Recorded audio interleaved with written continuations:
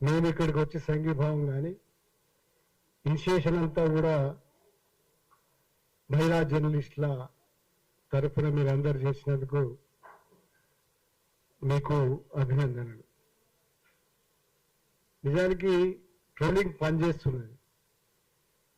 ఇది Hyderabad Telangana press club Kaloji TV Srinivas ముందు నుంచి తెలంగాణ వారి. కానీ ఆయన ఒక మాట అన్నాడు, ప్రాంతీయవాదం రెచ్చగొట్టడానికి కాదు అని అన్నాడు. ఆయనకు తెలియకుండానే ఇది ఒక సంజాయిషి ఇచ్చుకోవడానికి ప్రయత్నం చేశాడు. ప్రాంతీయవాదం రెచ్చగొట్టడానికి తెలంగాణ గురించి మాట్లాడుతాడు. ప్రాంతీయవాదం రెచ్చగొడుతున్నది పవన్ కళ్యాణ్. జూన్ 2 నాడు వచ్చి అంత పెద్ద రభస చేసి తెలంగాణ వాళ్ళని మీ అయ్యా జాగిరా అన్నాడు.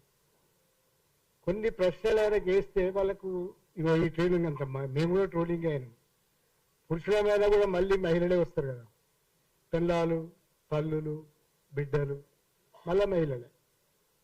అంటే ఇదంతా ఒక ఆర్గనైజ్డ్ అనుకుంటూ వ్యవస్థీకృత నేరం ఇదంతా. దీంట్లో మళ్ళీ మనం ఎక్కడికి పోతున్నాం అంటే వ్యవస్థీకృత నేరం అంటేనే పోలీసులు ఇన్వాల్వ్డ్, రాజకీయ పార్టీలు ఇన్వాల్వ్డ్. పర్టికులర్లీ మనకు తెలిసి చరిత్ర అంతా భారతీయ జనతా పార్టీ ప్రారంభించింది. మనం ఇప్పుడు ఆర్ఎస్ఎస్లో కూడా నైతికత వెతుకుతున్నాం. నైతికత ఎక్కడ ఉంటుంది? నైతిక వ్యవహారాలు లేవు వాళ్ళకి.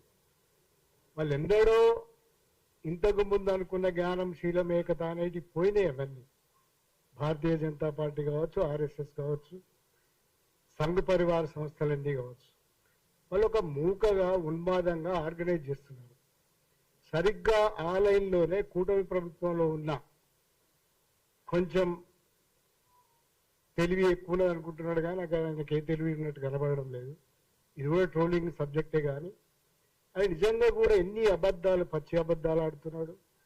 భారతీయ జనతా పార్టీ కన్నా ఎక్కువ పవన్ కళ్యాణ్ వల్ల చాలా ప్రమాదకరంగా ఇట్లాంటి ప్రాంతాలలో తెలంగాణలో ప్రత్యేకంగా ఈ మూకలని ప్రోత్సహిస్తున్నారు. వాళ్ళు నిజంగానే పూర్తి సెన్స్లెన్స్. ఇంతకుముందు మా రేవన్న చెప్పినట్టు ఈ సెన్స్లెస్ నుంచి ఎట్లా రక్షించుకోవడం అనేది మనం ఏదో పద్ధతులు ఆలోచిస్తున్నాం కానీ రక్షించుకోలేం. ఎట్లా రక్షించుకుంటాం? దాంట్లో పోయి యుద్ధాలు చేయలేము.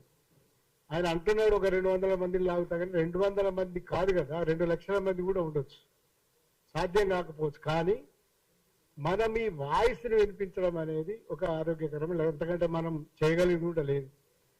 పోలీసులు నిజంగా ఇంతకుముందు చాలా వివరంగా మాట్లాడినారు కదా, చాలా వేషాలు వేస్తున్నారు ఈ మధ్యలో. ఈ ఒక్క వేషం తప్ప.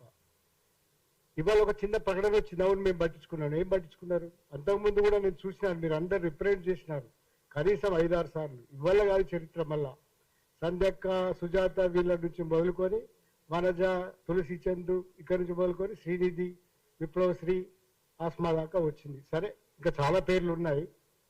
ఇదంతా ఒక వ్యవస్థీకృతంగా జరుగుతున్నది, కావాలని జరుగుతున్నది, మన మీద ప్రభావం వేయడానికి జరుగుతున్నది. మనకి ఏ అభిప్రాయాలు అయితే ఉంటాయో ఆ అభిప్రాయాలకు మనం సంజాయిషి ఇచ్చుకునే దిశగా ఈ ట్రోలింగ్ జరుగుతుంది.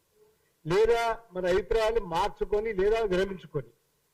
మన బలం ఏమిటంటే మన అభిప్రాయాలు మార్చుకోవాల్సిన పని లేదు.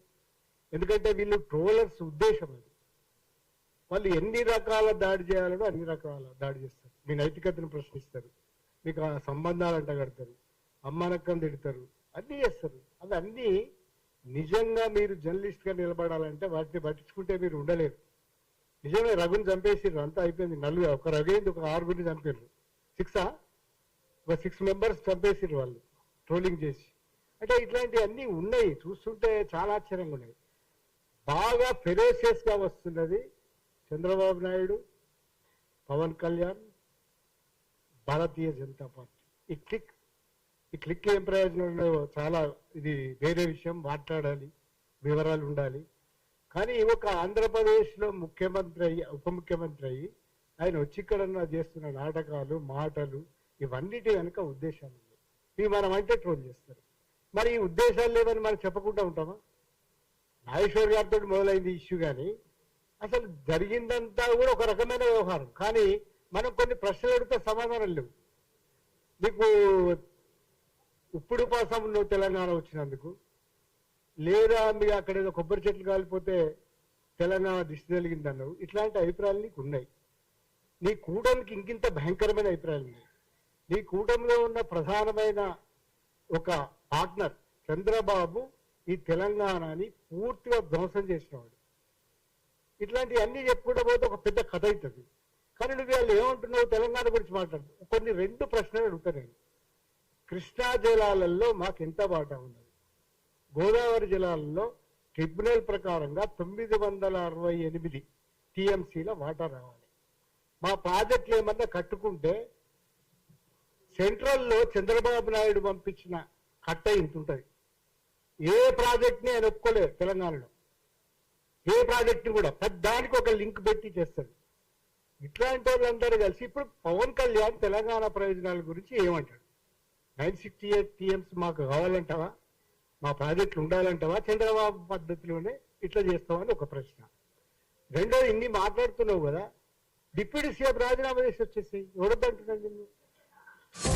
మనం ఇట్లా ఏమన్నా అంటే దానికి ఒక అది చేస్తారు.